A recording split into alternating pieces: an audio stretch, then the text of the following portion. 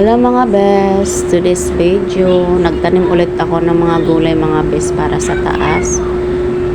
Nung mga nakaraang buwan, sobrang dami ng gulay sa taas mga best. Kaso lang, kinain siya ng mga daga at hindi ko alam kung ano yung ibang kumain. Minsan may mga pusa na pumupunta doon natutulog, kaya nagkatumba-tumba yung aking mga tanim, nagkatanggalan ng mga tangkay.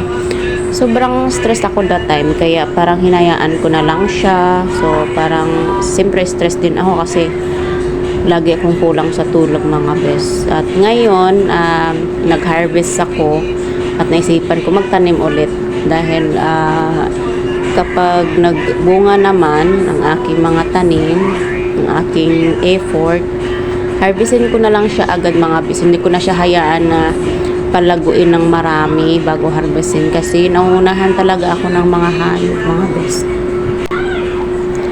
Nagpaalam naman ako sa may-ari mga best ng aming nirentahan na kung pwede ba ako magtanim dito ng halaman, mga tanim na mga gulay, at pumayag naman siya mga best. Mabait naman si ate at yun nga, talagang effort lang talaga kailangan mga best kasi nga ito sobrang konti lang talaga pa tong aking natanim. At siguro nitong buwan na to ay mag-focus ako sa pagtatanim para sunod na buwan naman at hanggang sa sunod na mga buwan ay meron akong ma-harvest mga best. So meron na ako dito mga sili at malunggay. Siyempre yung oregano para sa aking anak kasi dyan lang talaga siya hiyang mga best sa oregano.